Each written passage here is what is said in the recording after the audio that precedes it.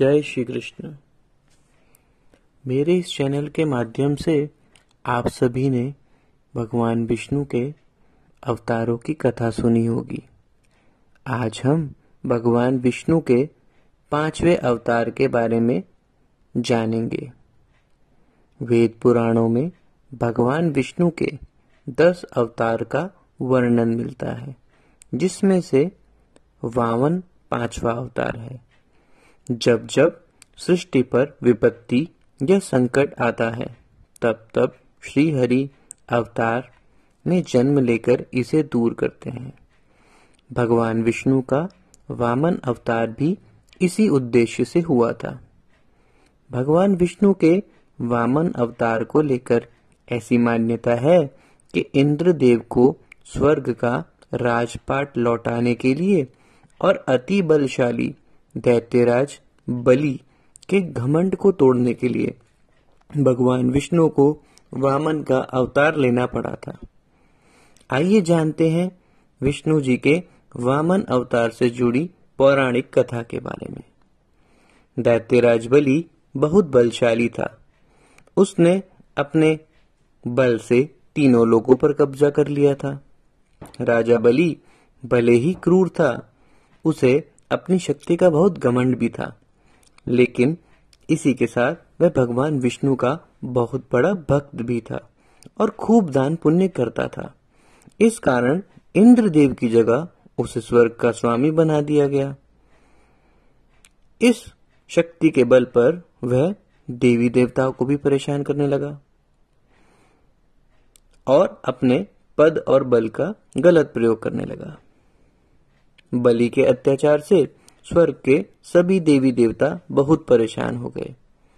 इसके बाद सभी ने भगवान विष्णु से मदद की गुहार लगाई। इंद्रदेव ने भी भगवान से स्वर्ग पर पुनः अधिकार प्राप्त करने की प्रार्थना की। तब भगवान विष्णु ने सभी देवी देवताओं को यह आश्वासन दिया कि वह राजा बलि के घमंड को तोड़ेंगे और उसके कब्जे से तीनों लोगों को मुक्त कराएंगे। अपने इसी वचन को निभाने के लिए विष्णु जी ने त्रेता युग में धरती पर भाद्रपद मास के शुक्ल पक्ष की द्वादशी तिथि को माता अदिति और कश्यप ऋषि के पुत्र के रूप में जन्म लिया। इसे ही भगवान विष्णु का वामन अवतार कहा जाता है।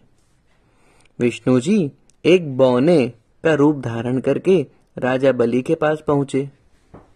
इस रूप में उनके हाथ में एक छाता और दूसरे हाथ में लकड़ी थी। वामन देव ने बलि से 3 पग भूमि दान में देने की विनती की। बलि अपनी वचनबद्धता और दान के लिए प्रसिद्ध थे, इसलिए असुरों के गुरु शुक्राचार्य ने राजा बलि से किसी भी तरह का कोई वचन देने से पहले चेतावनी भी दी, लेकिन इसके बावजूद राजा बलि ने ब्राह्मण पुत्र को 3 पग भूमि देने का वचन दे दिया।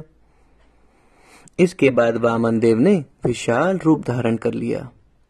उन्होंने अपने एक पैर से पूरी धरती और दूसरे पैर से पूरे स्वर्गलोक को नाप लिया। इसके बाद जब तीसरे पैर के लिए कुछ भी नहीं बचा, तो राजा बलि ने अपना सिर आगे कर दिया और वामन देव को अपने सिर पर पैर रखने के लिए कहा। इस प्रकार भगवान ने बलि का घमंड तो तोड़ दिया, लेकिन बलि की वचनबद्धता से वे अति प्रसन्न हुए और उसके बाद उसे पाताल लोक का राजा बना दिया।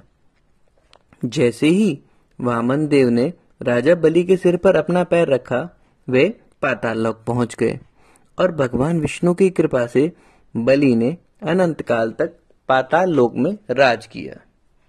बोलिए जय श्री कृष्ण।